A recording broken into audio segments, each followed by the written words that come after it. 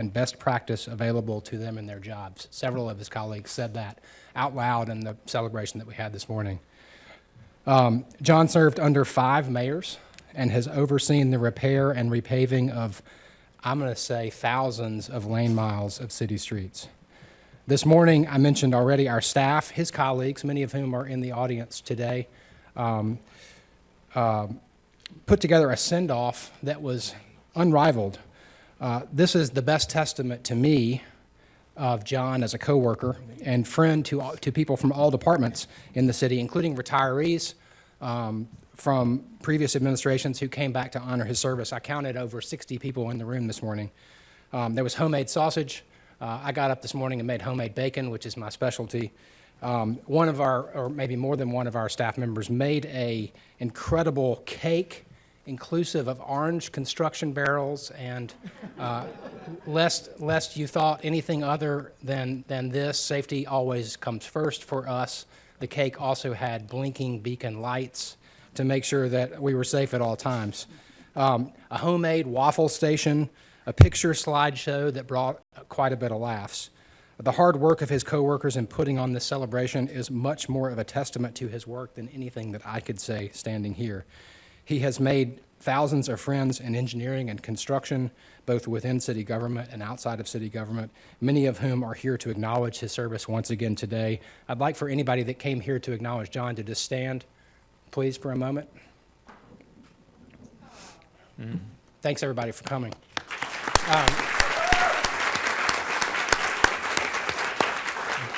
John's wife, Kathy, is sitting in the back row there. Thanks for coming, Kathy. We will miss John's knowledge and jovial spirit, and I know I'm not the only one that will miss John's strong opinions.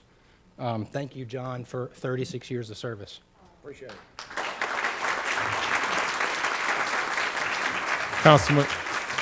Councilman Gilbert. That young man, he is a very talented man. You're definitely gonna miss him. But he did tell it like it is. I don't care what went down, he'll tell you like it is. And I do appreciate that. Appreciate that, sir. I hate you leaving, but it's gonna be hard to fill your shoes. Thank you, sir. Okay. I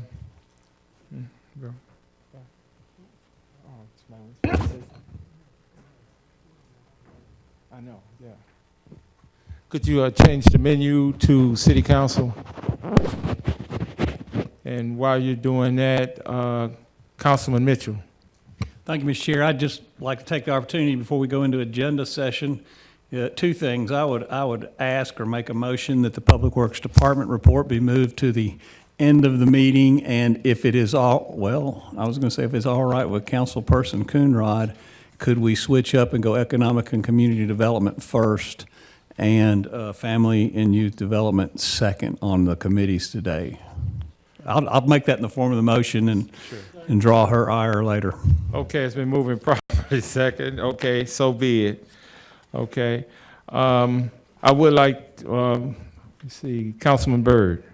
No, I was just seconding that. Okay, thank you. Okay, I would like to make one brief announcement. The Tennessee Department of Environmental was having a meeting today at 6 o'clock at Battle Academy because school is out today due to anticipated inclement weather. It will not be there, so please do not show up at Battle Academy at 6 o'clock tonight. It will be rescheduled.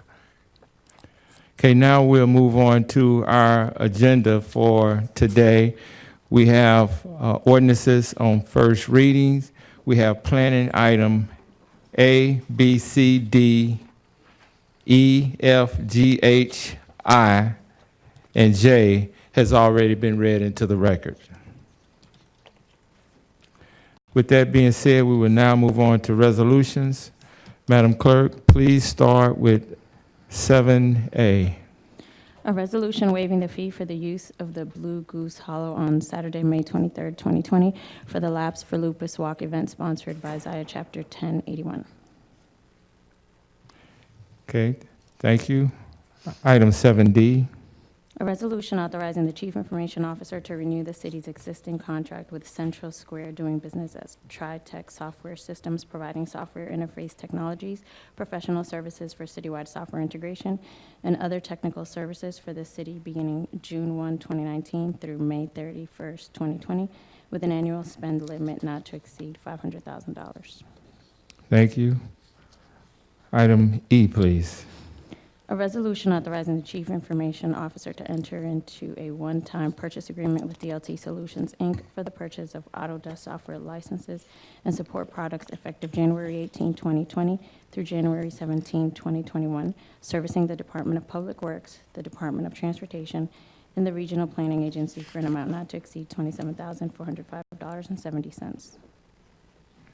Thank you. Now we'll move on to items F, G, H, I, J, and K. Has already been read into the record.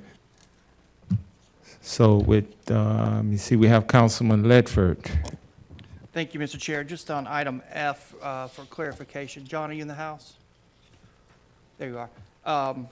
So just to make sure that site plan is attached to A1's under 5 acres. We're good? Thank you. Thank you, Chairman. Thank you, Councilman Ledford. We now have Councilman Gilbert. Yes, Chair. I know we didn't get opportunity to cover next week's agenda, but on the resolution F on human resources, I'd like to take that out completely.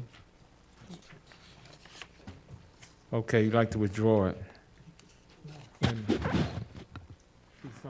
Are you talking about under the strategic plan? No, I'm talking about next week when on human resources, where I deferred last week. Okay, Instead of deferring, I just wanted to take it out. okay, thank you very much, Councilman. Okay, seeing no other lights, we'll now move on to economic and community development. Is that right, Mr. Chairman? Yes, sir. Okay, we now have Councilman Byrd for economic and community development.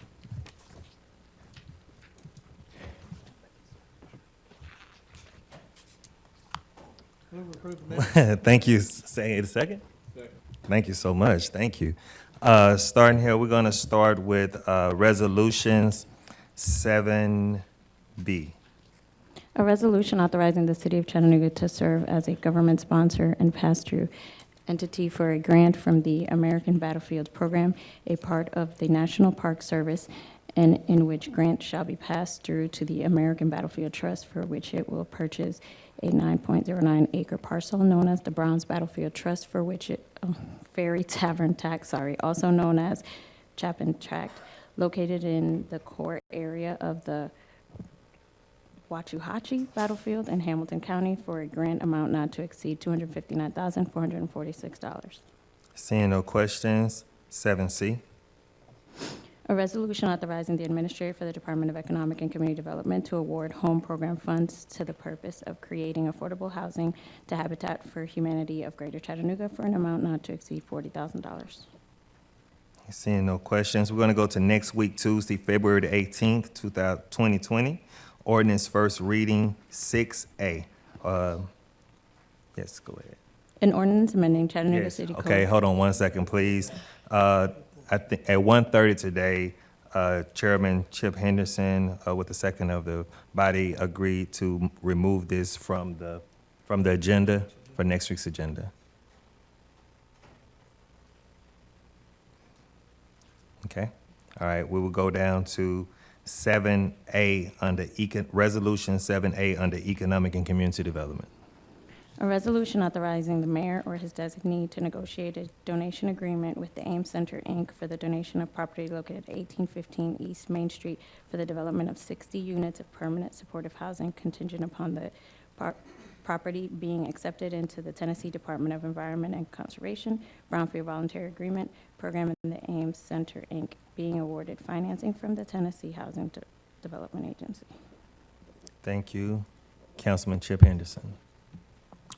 Well, thanks for the upgrade. I'm still currently just vice chair. Vice Chair Thank Chip you. Henderson. I apologize, sir. I know there are several in the audience here today for this. We're going to have a presentation. Yes, on sir. this. We're definitely going to have a presentation today on this. Okay. And this will be at the end part of it, or would you do that presentation now? Okay, we'll go through the rest of the items on the agenda, then we'll go to that. That's okay? All right. And now we will go to 7B. A resolution authorizing the mayor or his designee to apply for and if accepted, enter into the Tennessee Department of Environment and Conservation Brownfield Voluntary Agreement Program as it relates to property located at 1815 East Main Street. Okay. Councilman Jerry Mitchell, you would like to speak? Yeah, thank you, Mr. Chair. I know we're going to get a presentation here. Before we start, though, we tried to have a community meeting. You tried to have a community meeting Saturday, and winter community meetings for Councilman Byrd are dangerous because you get snow. So I'm wondering if there are some folks here in the audience today that would have attended that meeting. Okay, and Mr. Chair, I'd like to do something. I know that, I guess I'm asking to suspend the rules and give some of those folks a chance to put their viewpoints forward after the presentation, that is.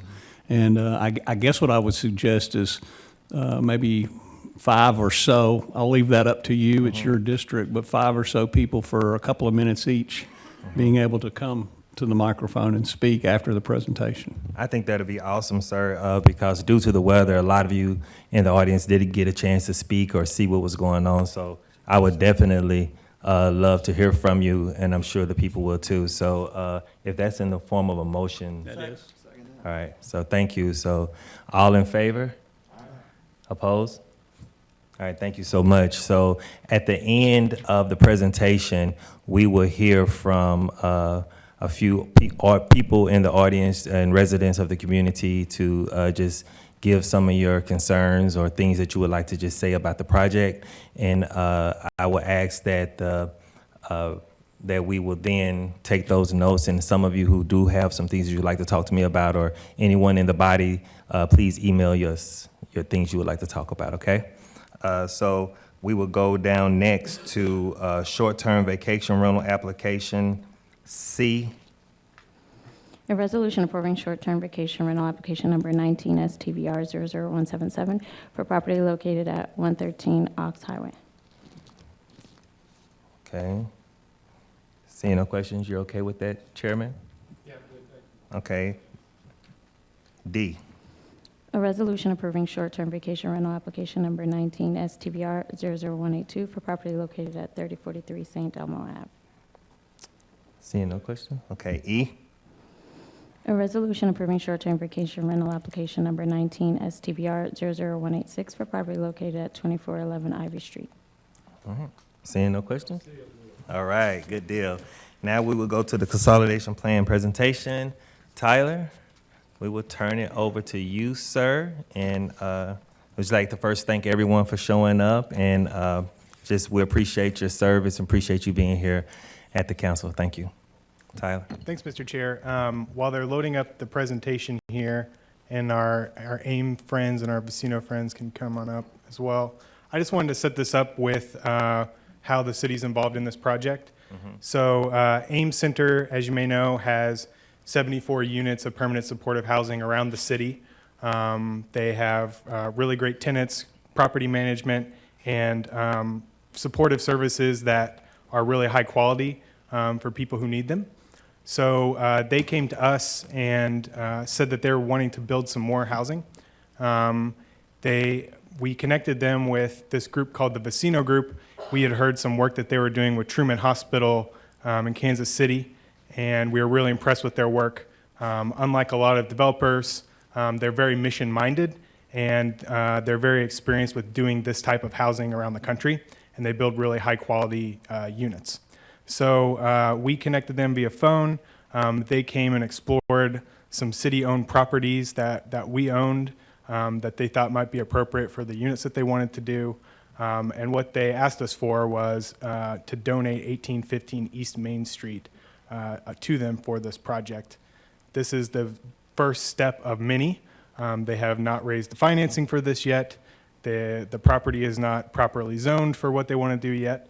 And so the resolutions that are on the agenda are for us to start the negotiation process for a land donation agreement and then to move that land into the Brownfield Voluntary Agreement, which gives us some protection on the environmental state of that property with the state of Tennessee.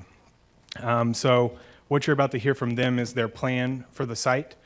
We do have some current uses for the site, so as you may know, this is our warehouse. It's in really, really bad shape, and it's not going to get better.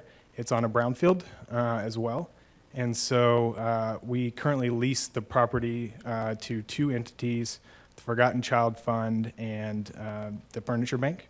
And so if this project were to raise the financing and move forward, we would work with those tenants to find a new property at the end of their lease. So they're currently still under the lease that they signed with us. So at this point, I'm going to turn it over to AIM Center and Vecino Group. They're going to tell you a little bit about the project, and then we can take questions.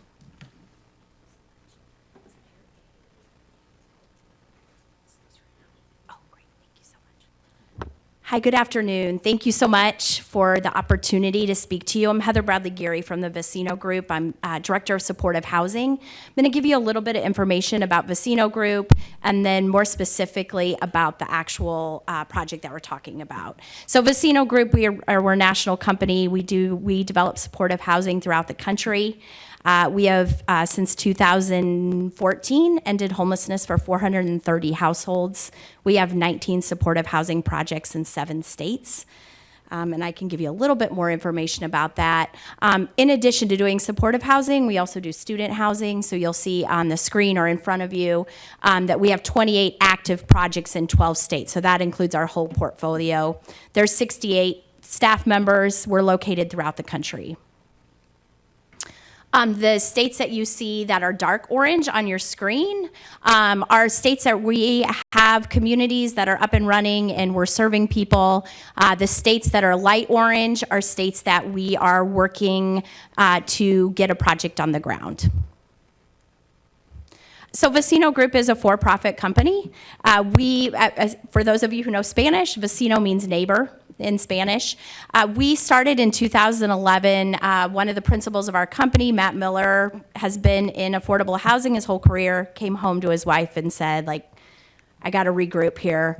And they started Vecino Group to really do good with housing. And so everything we do, this is our mission statement. We have to give back. We have to serve a greater purpose. We have what is called the gut check at Vecino, which means stop and think, are we really serving people by the project we're working on?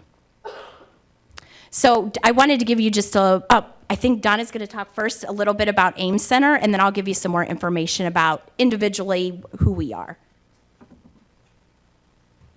Thank you, Heather. Again, it's my pleasure to be here. I'm Donna Maddox, and I serve as the interim president and CEO of the AIM Center at this time. AIM Center has been in town in Chattanooga for over 30 years. This has begun our 31st anniversary of existence. We were founded by 7 families who identified the need for their adult children to have a place to come to recreate, to socialize, to work, to educate, and to become contributing members of the community. And to this day, that's exactly what we do. We are an accredited and licensed 501c3 psychosocial rehabilitation facility. We're private, not-for-profit, 501c3 again, and we're governed by our local board of directors. And I must say, we have directors here. Carla Danino is our board chair.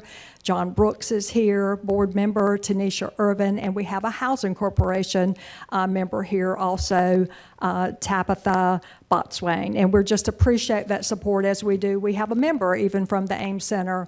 On any given day, we serve, let's see if I can do this. I probably can't. One more time.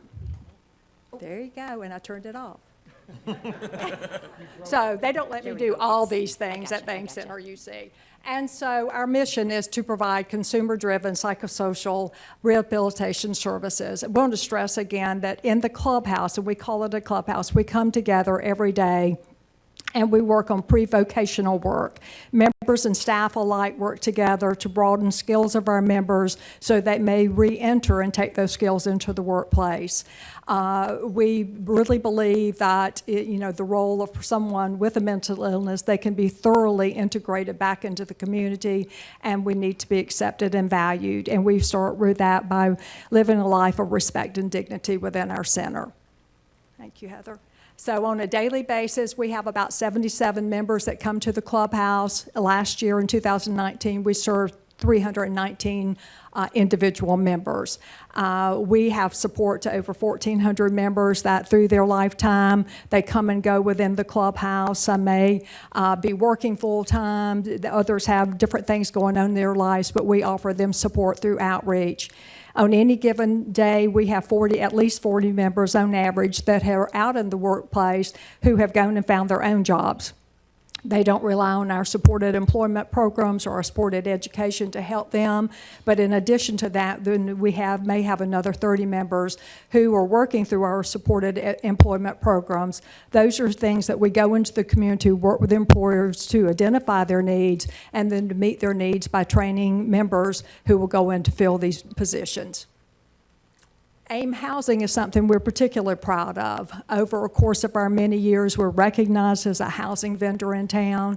We currently own and manage 10 housing sites, which contain 73 units. We do serve both individuals, and we have a few family units.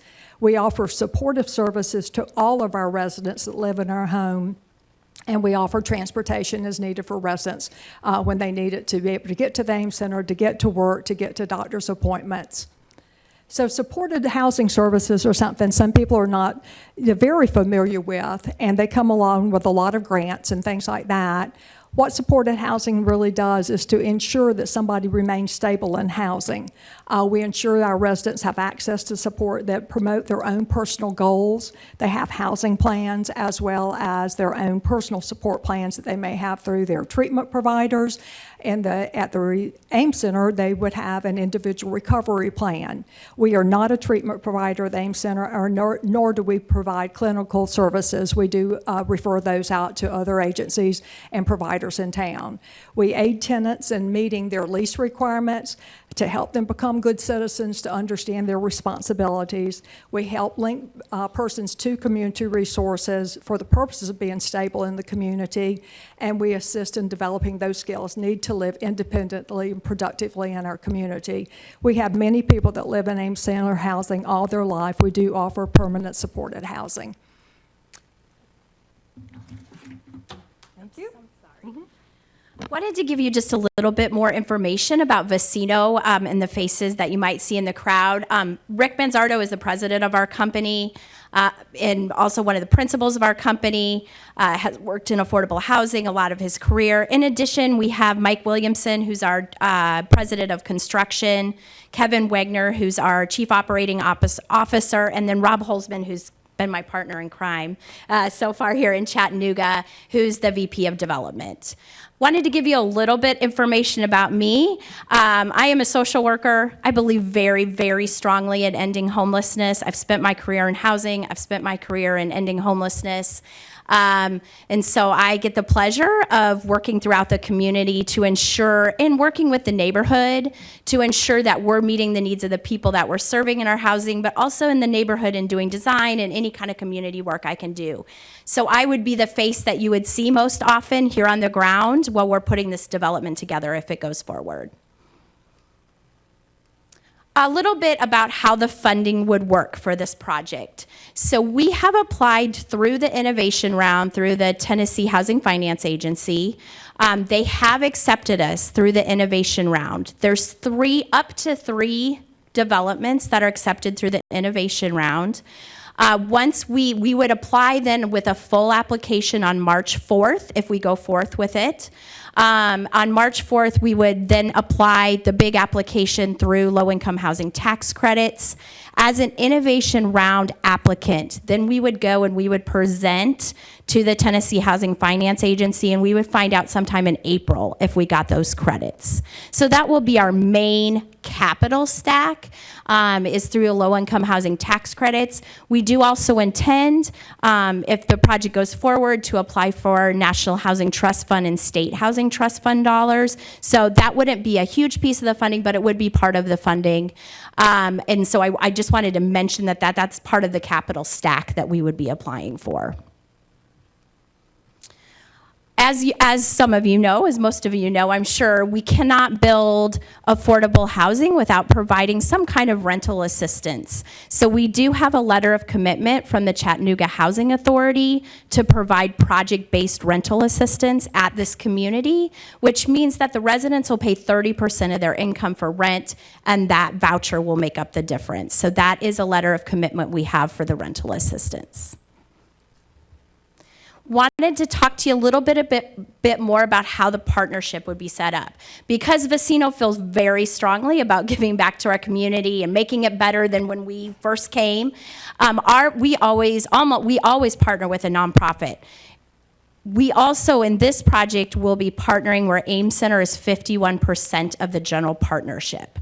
So AIM Center, of course, as a wonderful community partner, will be here on the ground. They will be the majority owner of this project. They'll own 51% of the general partnership. We will own 49% of the general partnership. As I'm sure some of you know, there is a long compliance period with tax credits, and that period will go up to 30 years. So this project has to remain in compliance. It has to remain just like the day we opened it, looking that way for 30 years. So that's a compliance period that this partnership will stay in touch with. We, of course, want to work with people locally to do any kind of construction. I know that'll be Mike's role in Lane that I introduced earlier, but that is part of our role at Vecino also, that we want to make sure that we do that. So that's how the partnership will be set up. More information about the project itself. So this is 60 units of affordable housing. 15 units will be set aside, dedicated to the persons that are served at AIM Center, but the remainder of the building is affordable housing. It's a roughly $12.2 million development project, so that is just the development cost, how much it's going to cost at the capital stack, how much it's going to cost to build it, to get it to certificate of occupancy. With rents, it's going to bring in about $485,000 annually into the community.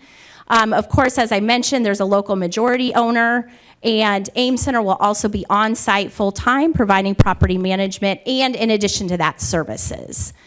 And that is specifics about project. And then I really wanted to show you what Vecino communities look like, because I think often we get a vision in our heads about affordable housing, and I can tell you that any Vecino project that you see, you will not think that it's affordable housing. You will think it's market housing, and that's really how it should be.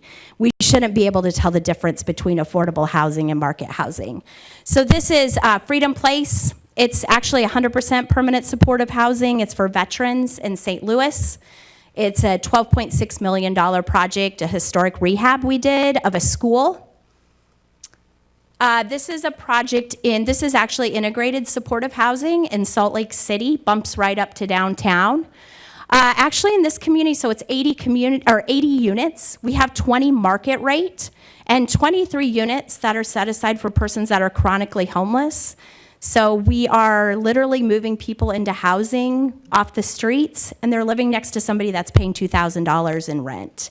And that's really what community should be. So we opened this 2 years ago. It's about a $14 million project.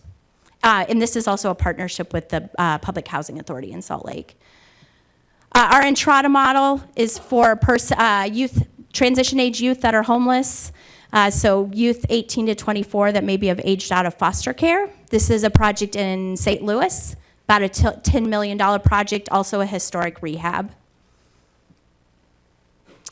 Talia is our community that's dedicated to survivors of domestic violence. So this is a 48 unit community. 50% is survivors and 50% is just affordable housing. We have on-site services here. This was about a $8.5 million project.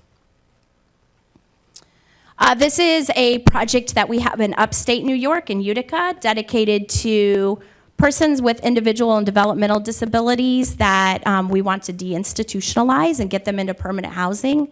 So we have 12 units set aside in this building. The rest is affordable housing, $11 million project. This is also a project in New York. This was a historic rehab. This was actually the first public housing authority in New York when we used to cluster housing. This is 91 units. 20 are dedicated to homeless veterans. The rest is affordable housing. This, I don't have the number up there. I'm sorry, I don't know off the top of my head. I think it's about a $14 million project. And last but not least for us, I unfortunately can't show you all of our projects. I would love to, but this is also in New York, Mosaic Village. It just got its certificate of occupancy in December. And I think Ames Center has some examples to also show. Do you want to go through them, Donna, or do you want me to? Okay. Thank you. So of the properties we own and manage, this is Oxford East in East Ridge. Just show you, this is representative of where our residents live. We're quite proud of our housing, and we're quite proud of our residents that live in them. We have super housing staff, case managers, and dedicated property managers that are on site all the time. If you would. Woodhaven, also in Chattanooga. Woodlawn, Mission View. This is Mont Vista. There are 2 duplexes there. And Belvoir Ridge. Yeah. And so we have contact information. As Councilman Byrd said, we do welcome any kind of communications. If we can provide further information, we set up a email address at amescenter.org. Org is Sparrow. My name is there, email address, and Heather's email address is there. We welcome your comments.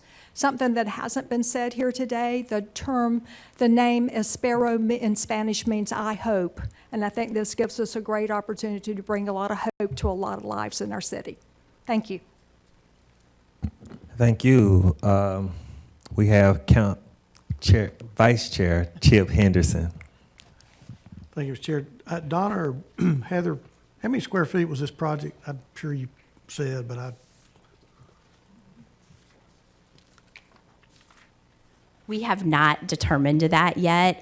We've done some sketches of the project, but until we know for sure how the project is moving forward, we don't have that information currently. okay, thank you. Okay. Thank you, sir. Anyone else have any questions? Seeing them from the body, we would now accept some questions from the audience. Grady, if we could get, if we would put 2 minutes up on the screen, and if someone has a question, if you would like to come up at this time to the podium and ask the question, or if it's something you would like to say.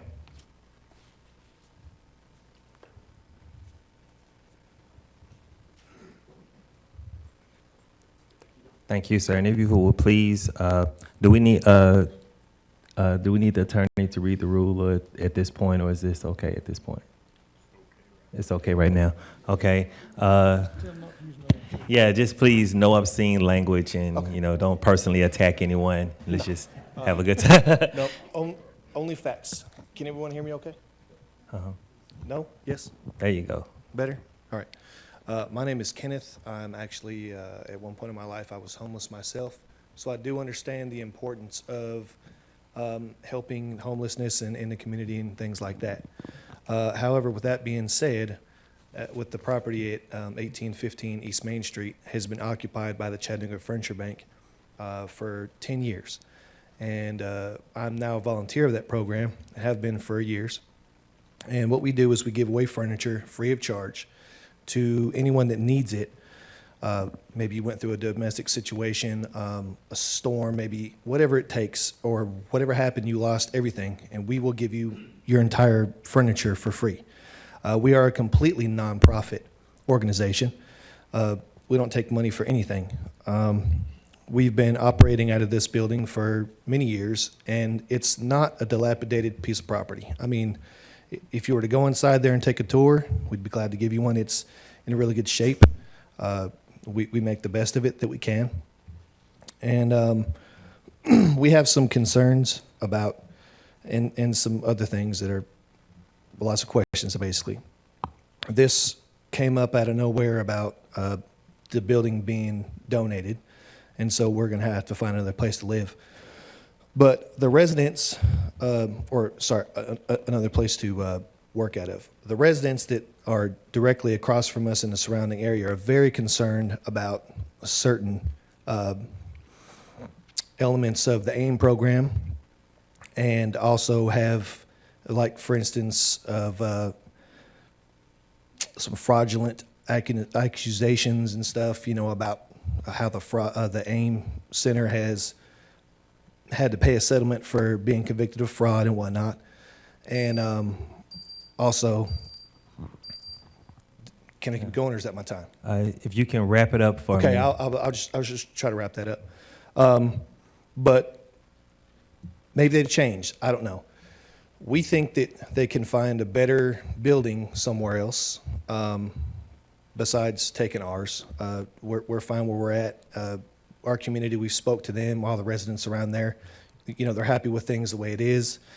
And I'll just give time to someone else to talk. But I just wanted to let you know how I feel about everything. Thank you, sir. Thank you so much for your comments. All right.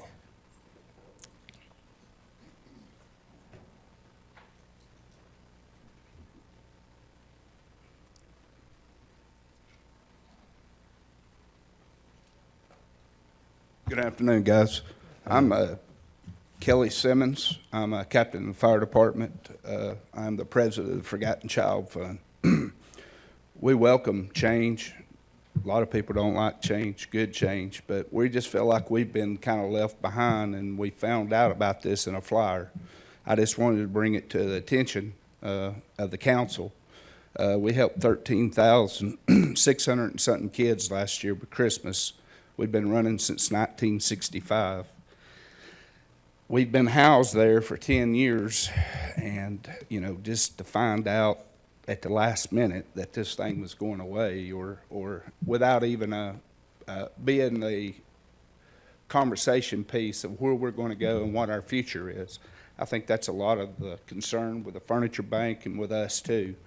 We would like to sit down and ask those questions and see where we're going to go. Like I said, a lot of people depend on it. 80% of our business is done locally inside the city limits. We service all of Hamilton County, anywhere you can pretty much hear US 101 on Channel 9 on the radio. Forgotten Child Fund's just here asking the question and seeing where our home is. We want a home too, and we've been calling that place. The building, y'all just put a new roof on it. I think Councilman, a lot of y'all up there voted to have our roof because we was having terrible leaks in it. So we're just blindsided by it the way it is. I wish the AIM Center and all them best of luck, but we would love to be in that dialogue of where our future is too. Thank you, sir. Thank you so much. Hold on one second, sir. Chairman Chip Henderson. Hey, Tyler.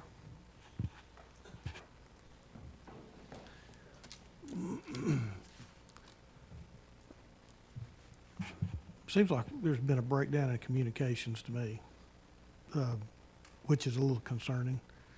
But what are we going to do to make sure that these nonprofit charitable organizations that's been there for 10 years, I mean, I get it, we need to make progress, but it looks like we're not going about it exactly in the right way.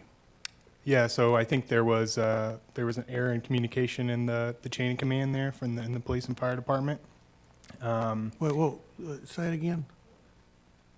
There was an error in the chain of command? Yep. We flagged it for both of the chiefs as soon as we knew this was coming on council agenda. And then I talked to Kelly, and I talked to Goodwill and Danny at the Furniture Bank, who's the director, and some other folks, to let them know that this was coming. Basically, we're at the beginning of the process, and it's not for sure yet, so they might not even need to leave. So it's kind of up in the air. And so that's why we haven't made any specific plans yet. And we know that this is going to be a really long process to get all of the things done needed to turn this into housing. So they have some time, and we've been talking with the leadership at Goodwill, and we'll continue to talk to Forgotten Child Fund to help them find continued space, because we know those two programs, like, we have to have them. We use the the furniture bank all the time for homeless people that we house. They're essential to our community, so we'll make sure that they continue to happen. I've got two follow-ups. All right, go ahead. One, I think these two gentlemen here, or at least a representative from each, needs to be at the table tomorrow and having conversations about what's going to happen, next steps and so forth, so that they're clear about the progression of this. I'd like to hear from the chief. There seems to be, what I understand, a breakdown in communication from the chiefs, and we got a fire chief here. I'd like for him to respond to that. If you would like to, Chief. The first correspondence, or first thing that I've heard about that was about 20 minutes ago when Kelly Simmons came up to me and showed me a flyer and said that his building was, this is the first I've actually heard of it. Okay. Thank you, sir. Thanks, Chief. I'm done for now. All right. Councilman Gilbert. Yes, gentlemen, before you sit back down, don't sit back down. Tyler, come back up. I'm sorry. I think we discussed this before, that whatever home that we provide for the Forgotten Child Fund, the furniture place, that they need to have a lease, like a 30 to 50-year lease, so that they won't be moved again. I've been at council for a minute, and they've been just treated like stepchildren. You know, every step here, step here, step here. I agree with the Ames Center. It's a great opportunity for Ames Center to have a development, but we need to make sure wherever they go to, that they have a lease for 30 to 50 years, so they don't have to worry about a dollar lease. They don't have to worry about going anywhere else, because they do provide a service for our city. So hopefully that when y'all sit at the table, that y'all will negotiate that somewhere they can go.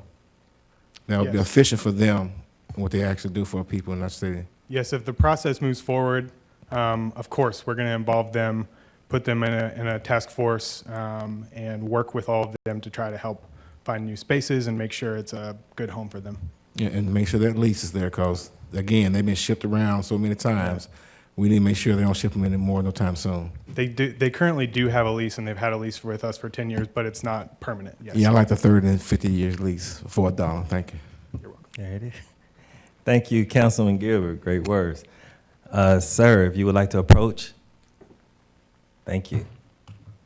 Thanks. Dan Heckman from Highland Park Neighborhood Association. We're planning to have a neighborhood meeting on the 20th. I anticipate that at that meeting we'll get a lot more resident feedback. One of the initial questions I've had from neighbors in Highland Park was about the residents that will be there and the level of care they require. Perhaps Donna could answer some more or expound on that a little bit more. Yes. You ready, Ms. Donna? Okay. Thank you very much. This is supported independent housing, and so we anticipate that every person would be able to live in their own apartment. They would all have to qualify for lease. They will, if they were to go under a CHA, Chattanooga Housing Authority voucher, they must meet the criteria of that voucher. They would have to sign a lease. They will be expected to keep their resident just like anybody else does. I mean, this is an apartment complex and a home for many people.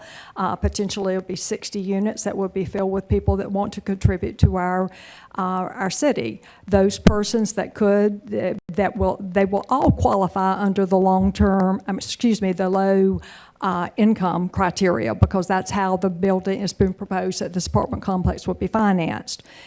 Another word that we might call some of the people that, and I was that one time in my life, I thought about this morning when I started as a social worker at $5,240 in the city of Macon, Georgia. I was a working poor person, and that's who we're talking about, people that need an opportunity to get into housing, and if they qualify for a voucher, they would be paying 30% of that affordable housing rent. Everybody that would qualify to live there wouldn't necessarily need services, but our support services would be available to them. We will have a person, a doorman, 24 hours a day on the property. There will be community space. There will be a library. There's a kitchenette. We want this to be a quality existence for a person. Persons that need our assistance, and there will be people that need our assistance, we will be there to support them through case management services.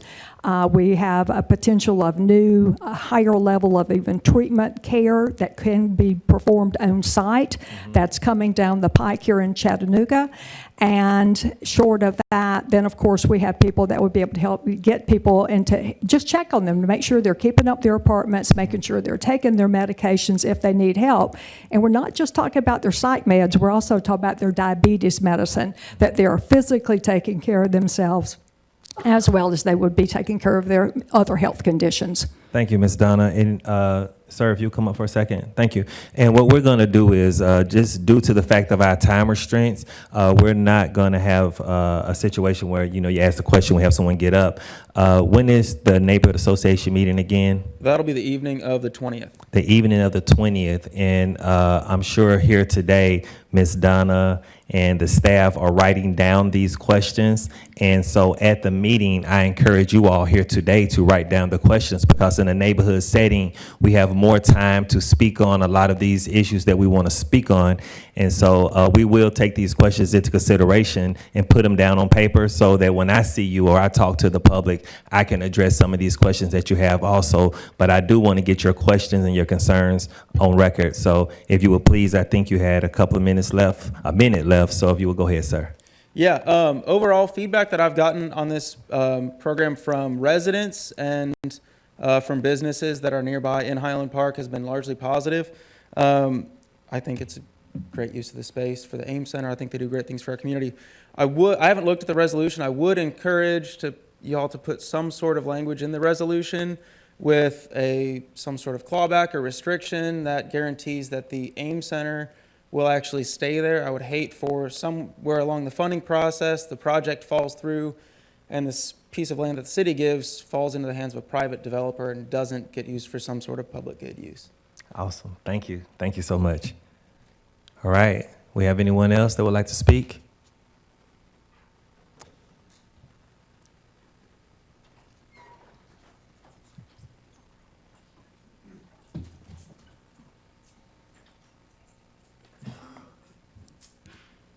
My name's Danny Ayala. I'm the director of the Chattanooga Furniture Bank. And yes, I received news this morning, or I spoke to Tyler actually this morning about more of the development going forward. We did receive very short notice also as far as knowing about these changes. But the AIM Center is one of our partner agencies. We do help a lot of the folks there. They are a great program. And they've actually sent folks somewhat of the vocational rehabilitation programs before too. So I look forward to working with them going forward. Anything to benefit the community, of course, anything that will be positive for the community, I'm all for it, 100%.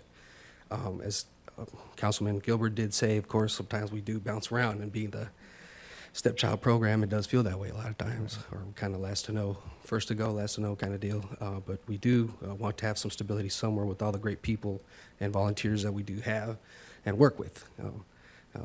Mr. Ledford, thank you also for the business cards, of course, also going forward. So I do want to thank everybody that has been a part of the Chattanooga Furniture Bank since day one. And we do work very well together with the Forgotten Child Fund, the Veterans Closet, with a lot of veteran programs. We do work very well together, yes, at that building, at that facility. So I hope that the AIM Center can find somewhere to develop for sure. And we look forward to continue working with them. Thank you, Danny. Thank you. Good job.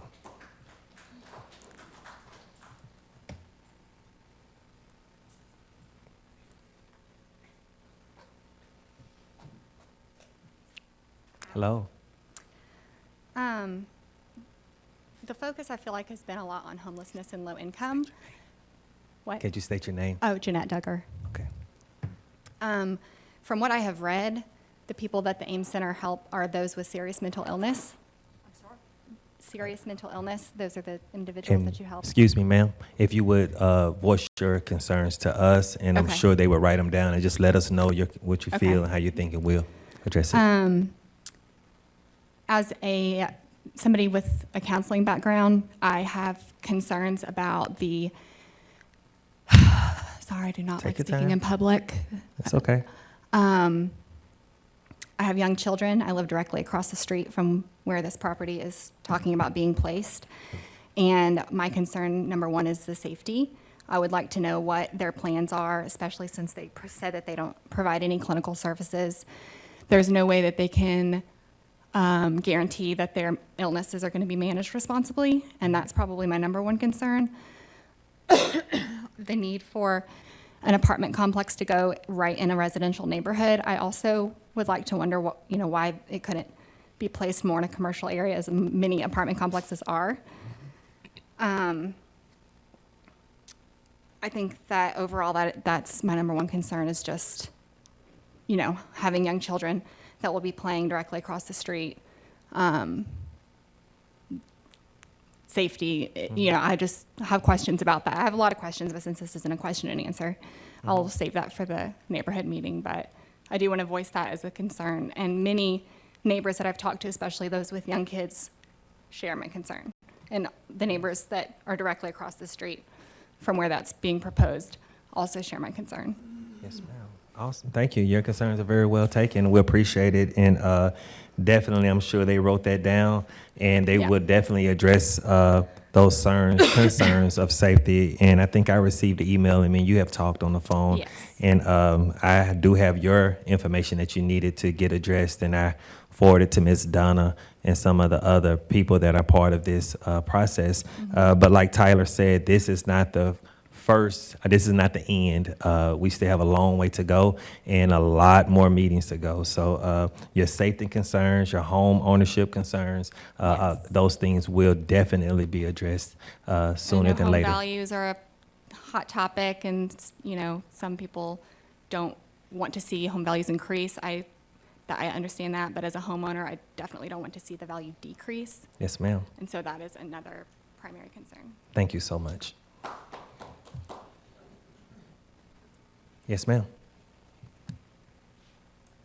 Hi, my name is Angie McGregor, and I'm a homeowner in Ferger Place, historic neighborhood, and I've been there about 14 years, and we've fought a lot of battles through the years, getting undesirable and companies to not come into this area. And while I am all for and very compassionate toward the plight of homelessness, and I think this is a great project, I do not believe that it suits the direction that the homeowners in Ferger Place and into Highland Park, the millennials who are first-time homeowners, who are, investing in the community. We see this as a community that we are investing our money in. We work in our communities. We pay our taxes. We are good neighbors, and we see development in the future for East Main and this whole area between the Macaulay School and the National Cemetery and Ferger Place and Highland Park. We see these areas growing and coming forward, and so my perspective is mine, and Ferger Place did not ask me to speak for them, but we want to see as much attention given to our area of the city, my family does, as the South Side and the river and, the North Shore. We want to see that type of interest and investment in community development for us as homeowners who have made an investment in the city. And while this is a fantastic project, is there a rural area that they could find, some land that someone would donate somewhere else, so that we already have a homeless shelter and homeless individuals who are put out into the street during the day and who hang around the businesses, and so I feel it does not fit the future as we as homeowners see our city, our part of the city being taken. Yes, Thank ma'am. you. Thank you so much. Yes, sir. My name is Tom Matushak, and I also work at the Furniture Bank. To Captain Kelly's numbers of over 13,000, I'm going to add the 400-plus families, averaging 5 to 6 people, another 2,000 people. So we're talking 15,000 that were touched by that facility. of the 3 organizations that are there versus 60 people that will be in this one. My question comes to, have other properties been considered? There's an excellent property behind the police station, just across from Community Kitchen. There's a medical clinic there, there's security there, there's the community kitchen where they can also get resources. Has that been considered? Yes, sir. That's a question I have. That's a big piece of property. At one time, there was a big warehouse there that mysteriously burned. But anyway, needless to say, we have been a forgotten stepchild. I'd like to ask, how many of you have heard of the Furniture Bank before coming to this meeting? I'm surprised, because we have been a very good kept secret in Chattanooga. I'm proud to work there, along with my friend Joe. We repair the furniture that goes back out to the people, and they are very grateful. And I'd like to think that we continue that at that location, because I too, like you, do not see this project, although I'm okay with the project, I do not see it as a fit in that neighborhood. Yes, sir. Thank you. Thank you, sir. And after, okay, yes, ma'am. And after this, would be the last one that we receive, and then we can move on to the other part of the agenda. And if you have anything to say, please email me, because this is the part I definitely need to hear from you guys. So yes, ma'am, go ahead. Thank you, Councilman Byrd. Paige McVitie. I also live in Ferger Place. I've been here 2 years. I also own a house on South Hawthorne, so I have 2 properties in the real spitting distance of this project. I am a mother of a young son. I have talked with other parents with younger kids. This is a big concern for us, not knowing anything about this project. It popped up in our purview within the past less than a week. We do not know enough. I would hope that the city would defer any decision on donation of land until the consensus of the neighborhoods surrounding this project have a clear understanding what's going to happen, the safety, the impact of our area. With that said, that's all I've got. Thank you. Thank you so much. Thank you. Ms. Mora, could you come up for a second? And one thing that the tone in the conversation, a lot of this has been kind of like a blind side to the community and to the workers at the Furniture Bank, and I definitely feel your concerns. Although I do feel like everyone in this room that this is an amazing project and a tool that we can use, because we are short on affordable housing. We are short on issues for just mental health help. I mean, these things are a big issue in our city, and this is one of the tools the city can use. But it's just the way it starts a lot of time. If people feel that they don't get the proper information, or they don't feel that someone talked to them, the misconception can get turned around and people can feel unrespected in a sense. Yes, and so I think this body as a whole definitely want to make sure that we respect the citizens and the workers of the city, and I know you guys do too. So if any way we can continue to make sure that these meetings go forward and we engage the community and the workers at the Furniture Bank, at the Forgotten Child Fund as much as possible, because I know I'm not willing to make a decision until I know I have the full consensus of everyone, and that you guys know and can trust that I'm making a decision for you, because at the end of the day, this deal is not done. You guys have the final say so. So I need to talk to you daily to find out where would you like for this to go. It was a process where the meeting that we were supposed to have Saturday, Yes, sir. I was wondering if we definitely can get a meeting, A new date. a new date set up, Absolutely. and we'll sit down and work with that to get more information. Because although they will be at the Holland Parker Neighborhood Association on the 20th, we still need to talk with Ferger Place. So we need to set something up there. And I talked with Tanisha Irvin, I would also like to set up a day on the Hill at Ames Center, so that people can come visit the Ames Center and tour the facility as well. I think that would be an amazing thing for everyone to come see the AIM Center and how it works. Absolutely. And and definitely what Councilman Gilbert said, I would definitely also like to make sure that we have open dialogue so that people would know, especially the citizens, what's the future of the Furniture Bank, the Forgotten Child Fund, that if they were to be relocated, where that is, and that we're being very proactive in making that happen. Yes, sir. All right, thank you so Absolutely. much. Thank you. Thank you, ma'am. Thank you. And do we have any more comments from this body? Okay. All right. Thank you all so much for coming. Please, please, please do not forget to email me, email this body, anyone that you can reach out to get information about this process. Definitely look forward to hearing from you. And that part of this that part is adjourned. And now we will turn over to the consolidated plan presentation.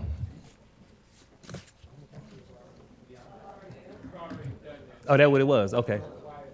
Okay, we will move now to YFD. Thank you, Chair. This is the consolidated plan presentation. That's what this was.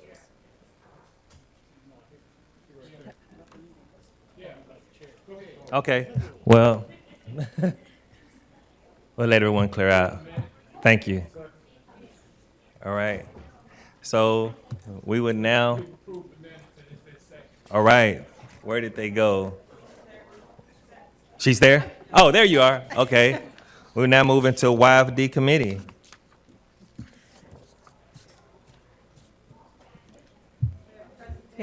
Yeah, I hope. Hey, Council, thank you for having me today. This is an entirely different conversation than one we just had, so shift gears.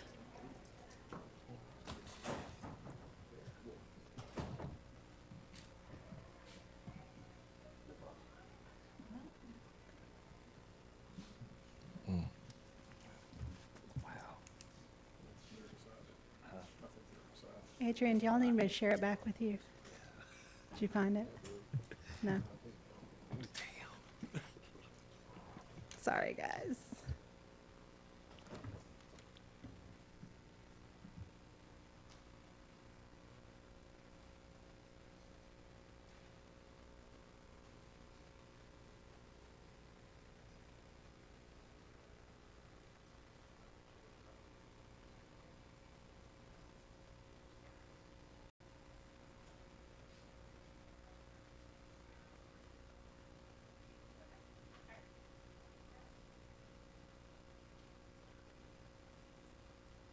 Speaking of miscommunications, so I'm Ariel Ford, and I oversee the Office of Early Learning for the City of Chattanooga. And the last time, I'm just going to start talking if that's okay with Council.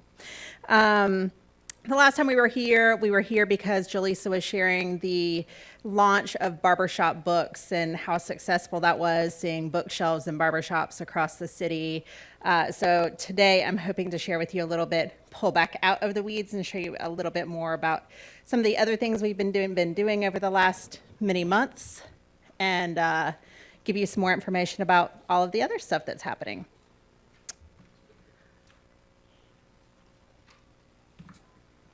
As you know, the Office of Early Learning started, we're gonna ad-lib it. The Office of Early Learning started with the mayor announcing it at State of the City, and I was hired about a year later, came on board, and you all were gracious enough to give me an amount of time to learn the community, understand the needs of the community, and present a plan so that we could move forward together building a system for early learning across Chattanooga.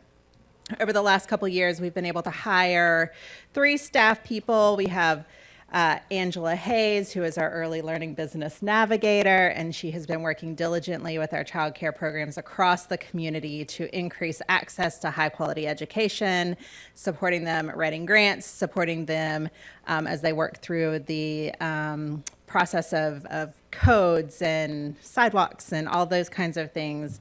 We also hired Jaleesa Brumfield, who you saw last time we were here, who has been working with families and community members to increase connection between city services and our community so that we're building those tight connections and not feeling lost from the world around us.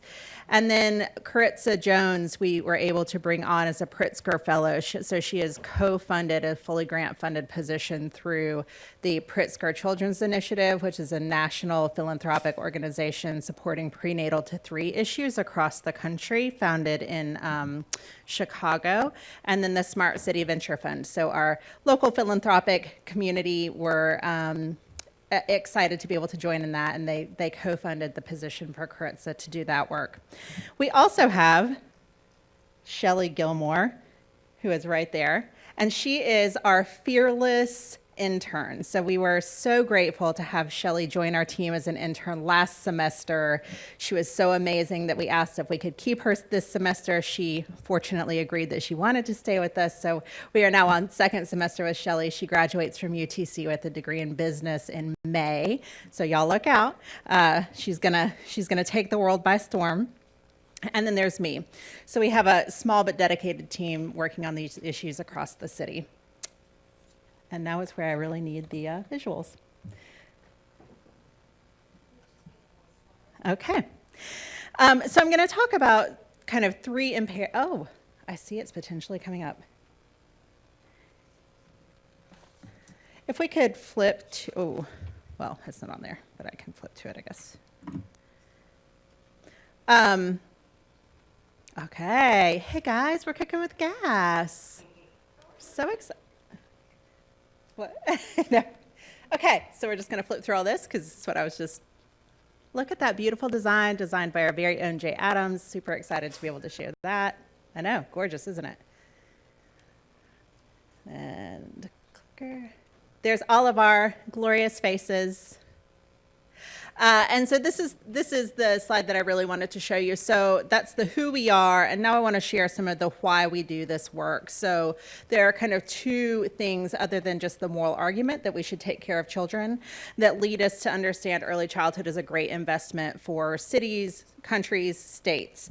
This one really came to the forefront by the Nobel laureate in economics, James Heckman. So he researches economics and found that the earlier we invest in children, the better the outcomes long term. So where we see the highest return on investment is actually in that prenatal space, what I was saying Caritza is focusing some of her time on.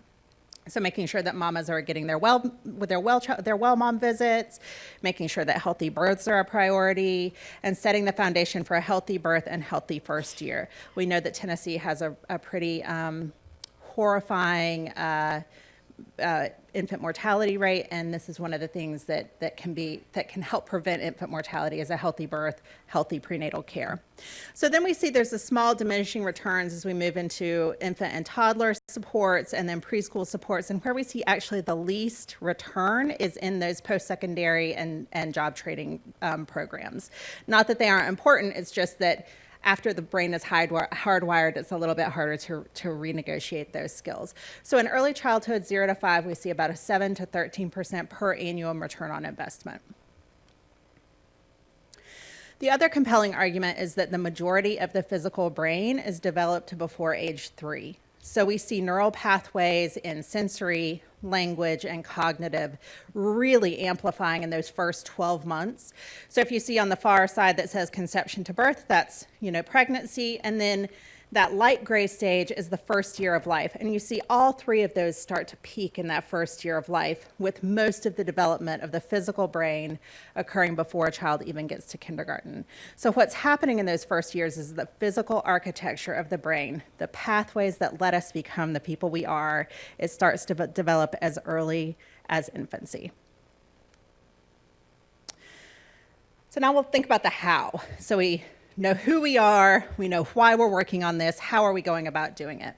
It's really important to us to know what system we're living in so that we can know how to try to negotiate, how we can try to influence the systems. And in Chattanooga, we've made the decision, and you started this even before I began with Baby University and the early learning scholarships, that we have a three-part system. We have early learning and development, we have family leadership and support, and we have health, mental health, and nutrition. The ovals on the outside are the drivers or the ways that we can influence the system. The thing that people think most likely of the city to do is probably the health, mental health, and nutrition. We don't do clinical care, we don't have the health department, so how are we even trying to think about this work, right? So there are a few ways, and the first is that prenatal to 3 space, where we're really thinking about a program called Family Connects, which is a nurse home visitation program that helps connect new families with resources. We'll be putting forward some BFO for that. And the second way is through a program called Reconnect for Resilience. And when we talk to families and when we talk to childcare providers, teachers, other service providers, one of the things that was a reoccurring theme was the need for trauma-informed care.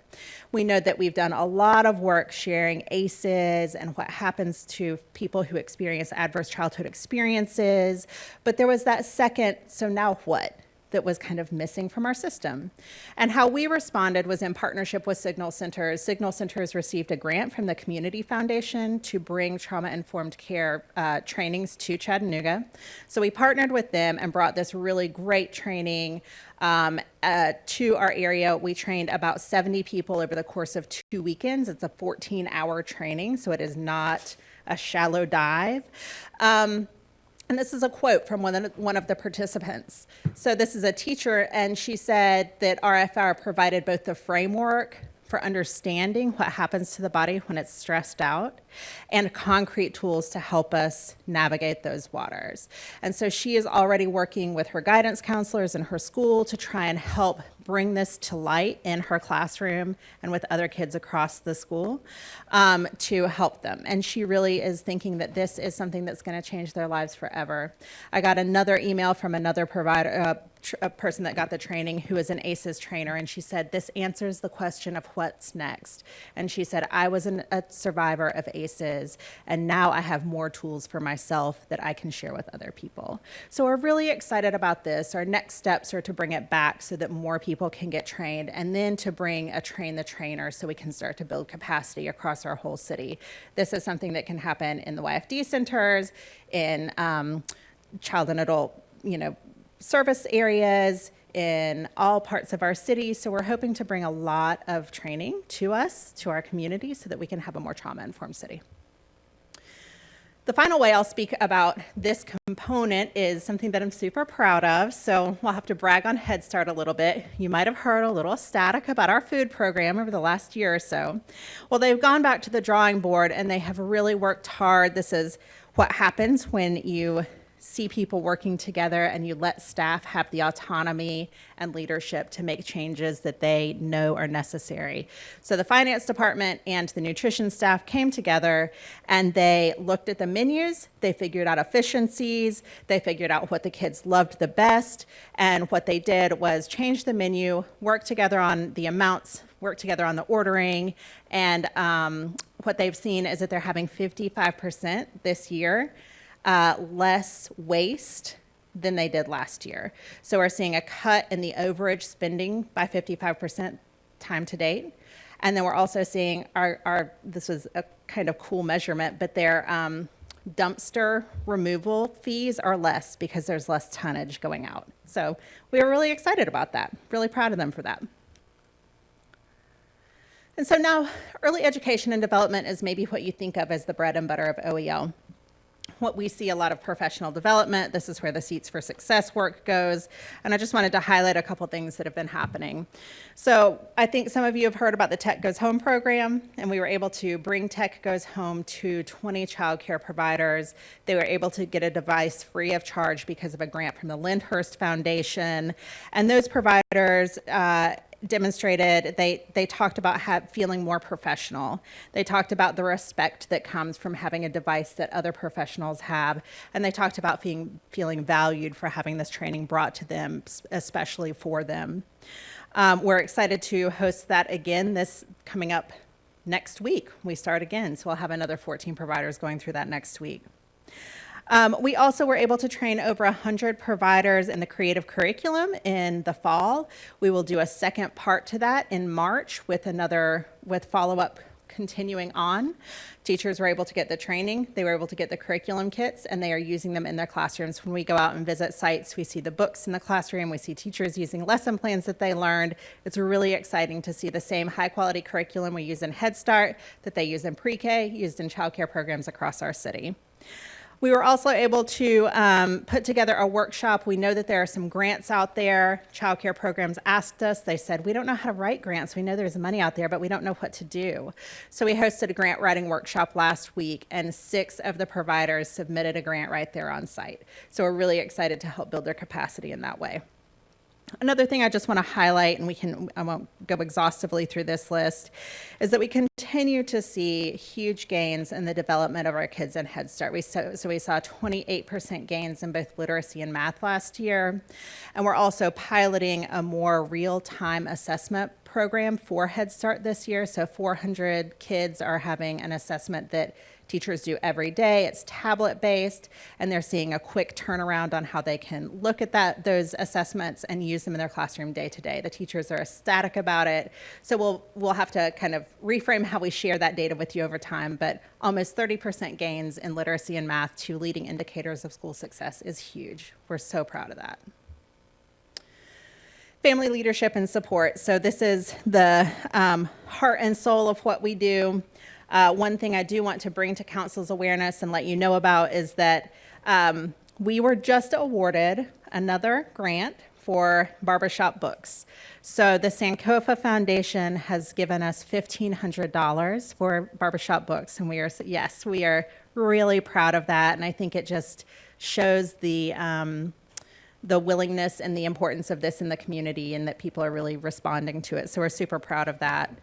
We also hosted trunk or treats at 3 different childcare programs, and a Daddy and Me play date. And when Jaleesa and I were talking about the Daddy and Me play date, where these are some of the pictures from it, I said, what does success look like? And she said, well, maybe if 15 dads show up, that would be successful. It's a new event. You don't want to oversell yourself. Y'all, 60 dads showed up. 60.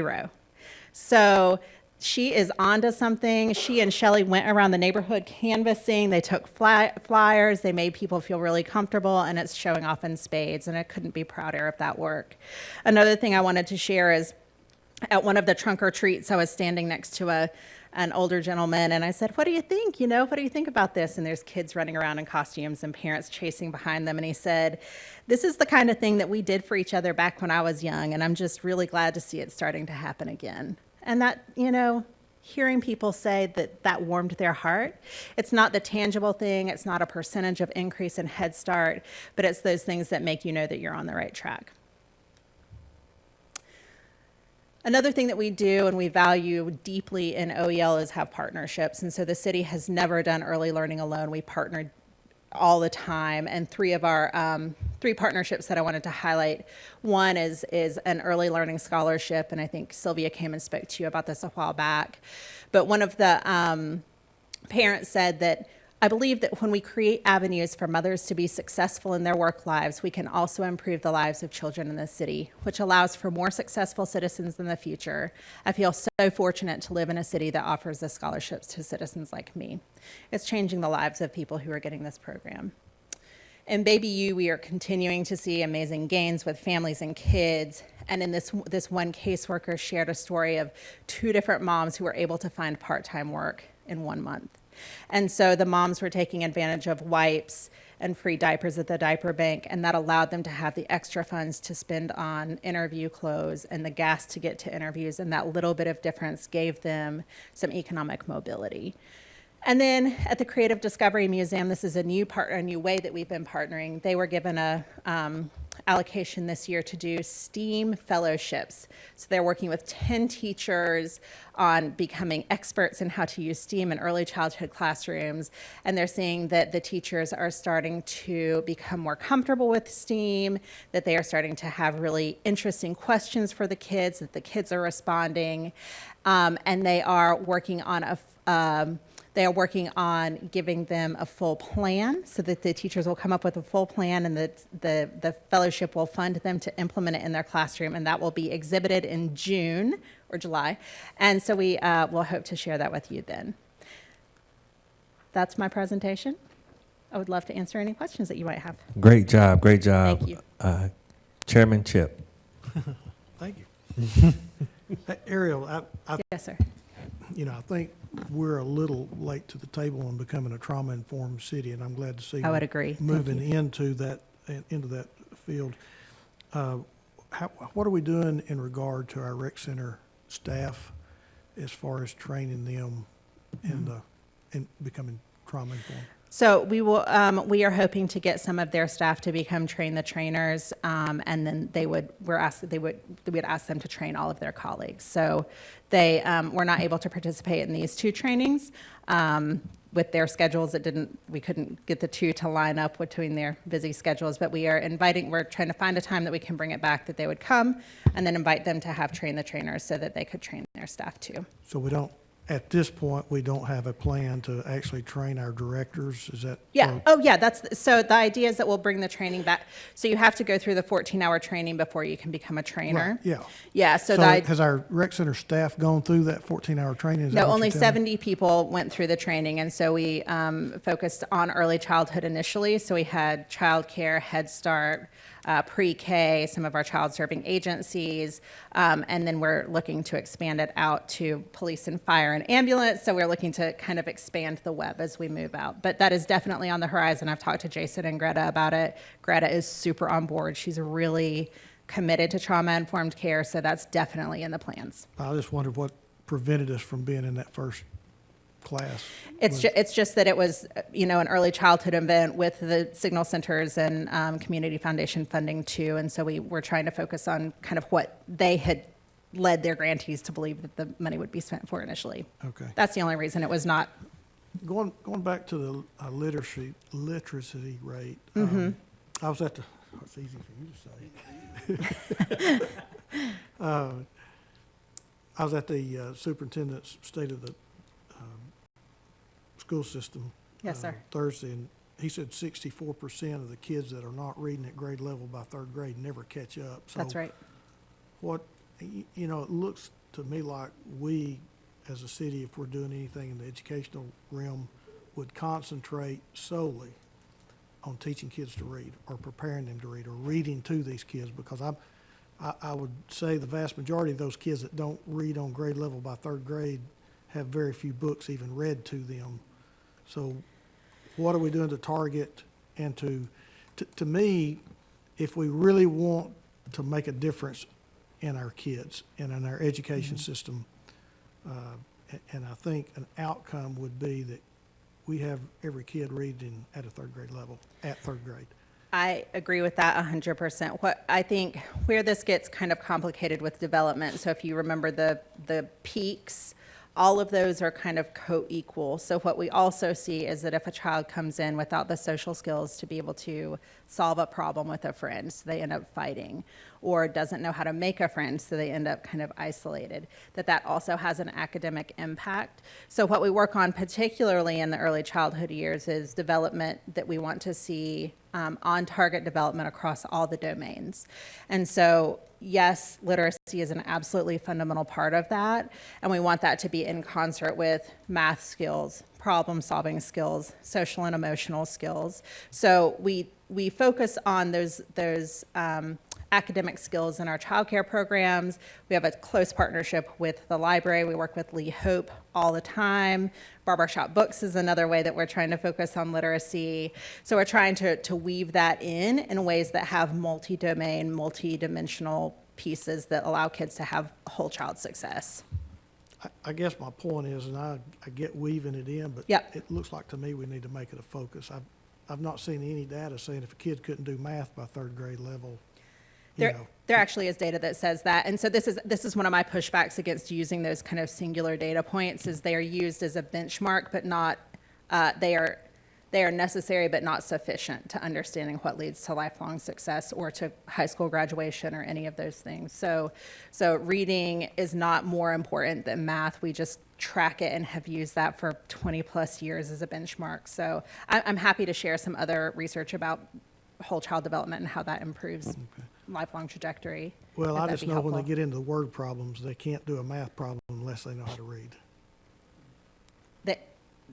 I'm happy to, I fundamentally understand the work a little bit differently than you're proposing it, which is not, that's okay. I think we really do focus on the whole child, which includes literacy. So we want to see the entire child's development rising to typical. So what we wouldn't want to see is that literacy is at 98%, social emotional is at 32%, and then they don't have the other skills, the wraparound skills to be able to apply that literacy in functional ways. Does that make sense? Thank you. Yeah. Thank you, sir. Councilman Gilbert. Hey, Hello, how you doing? good. How are you? I'm doing well. This past Christmas, Yes. I met a mother and a daughter, and the daughter was pregnant, and she just started talking to me about her experience. And she said that the program that y'all provide is wonderful. It helps her get through high school to graduate, but it also helping her to get into college, to go farther. It said that the program encouraged her to move forward. Just because you are pregnant don't mean that you have to stop. That's right. And they provide the tools for her to keep moving. So I want to tell you that it really means a lot to me when someone volunteered to tell me what their situation. No one prompted to it, no one pushed her to it. She just actually just started talking about it because she knew I was a councilman. So I really appreciate that, what you're doing for just this one lady and others that you provide opportunity for. Thank you. Thank you. I guess no more questions. Thank you so much, and thanks for all the work you do. Wonderful presentation. Yeah, thank you. Yes, ma'am. All right. Public Works. I will. No. Okay. So at this moment, no public. So at this time, we will adjourn until 6 o'clock. Thank you all for coming out.